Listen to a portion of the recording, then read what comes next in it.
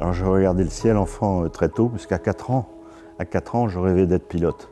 Donc ça a été le rêve de toute ma vie. À 4 ans, mon père m'amenait sur les aéroports, puisqu'il travaillait sur un aéroport.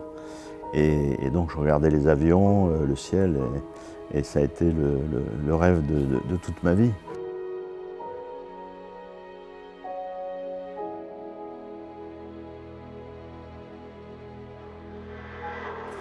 J'ai toujours rêvé d'être pilote et je me rappelle quand j'étais tout petit, je dormais avec mes moteurs de kart dans mon lit. Donc c'était vraiment une passion et j'ai essayé tout au long de ma vie d'aboutir cette passion et de la faire durer le plus longtemps possible.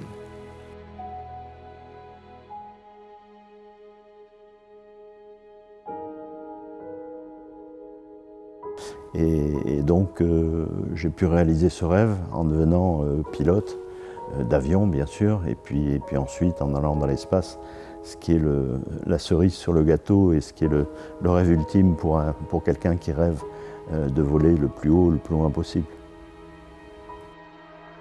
Il faut toujours rester super concentré quand on est dans une course parce qu'on a à la fois cette décharge d'adrénaline qui nous tient, qui nous fait aller vite. C'est aussi un état physique. Plus on est entraîné, plus on est physiquement préparé, moins on va subir les éléments extérieurs et on va être plus efficace. Avant de partir à bord de Discovery, j'ai eu 13 reports annulations de tir.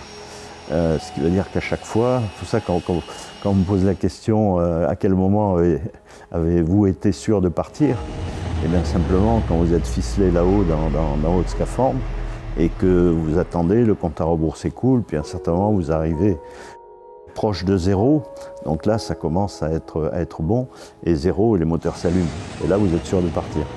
Il n'y a pas de certitude avant. Dans une équipe, il faut savoir qu'on est la partie haute de l'iceberg. On est un petit peu le haut de la pyramide. Donc on est là pour concrétiser un travail. Bien entendu, on est dans la lumière. Il y a beaucoup de personnes qui sont dans l'ombre. Et nous, on est là pour assembler ce puzzle et essayer de faire en sorte que la victoire soit au bout. Ce n'est pas toujours le cas, mais c'est souvent un travail d'équipe. Ça ne peut pas être un sport individuel, même si on est dans une partie collective.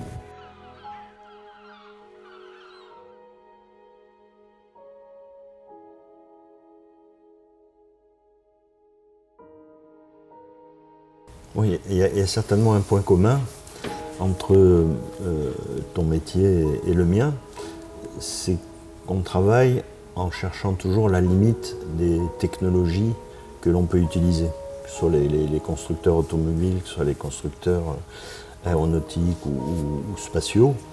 On se sert des dernières évolutions. On a tous des problèmes de masse fondamentaux pour aller dans l'espace comme pour aller le plus vite possible autour d'un circuit, ça c'est clair. Et puis il y a toujours un problème de maîtrise parce qu'il y a beaucoup de puissance par rapport à la masse de l'objet. Donc on est toujours à la recherche de ce qui est de plus performant sur le plan technologique.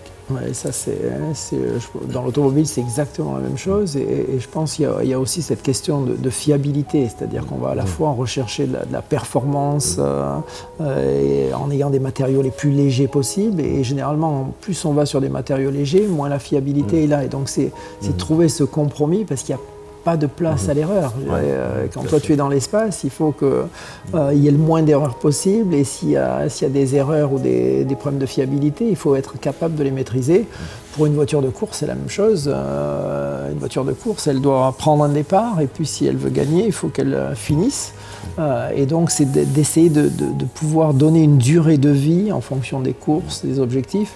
Et donc il y a cette dualité entre performance et fiabilité qui sont généralement antinomiques, mais qu'on essaye d'assembler de la même manière dans la voiture. Ouais, complètement.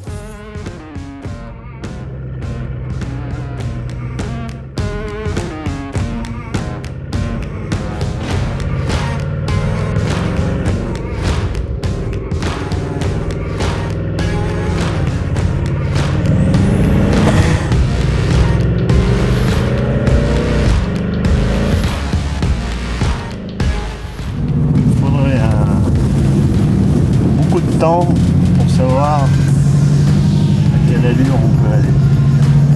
Je pense que c'est toujours, si tu vas au bout de la démarche, c'est quelque chose que tu fais pas pour le plaisir. Honnêtement, c'est-à-dire que si tu vas être au bout du truc, c'est un moment où tu vas dire je veux le faire parce que je dois le faire, ainsi de suite. Mais ça dépasse ce que tu recherches dans une voiture pour avoir du plaisir, de dire c'est excitant, parce que c'est dans une autre dimension encore qui est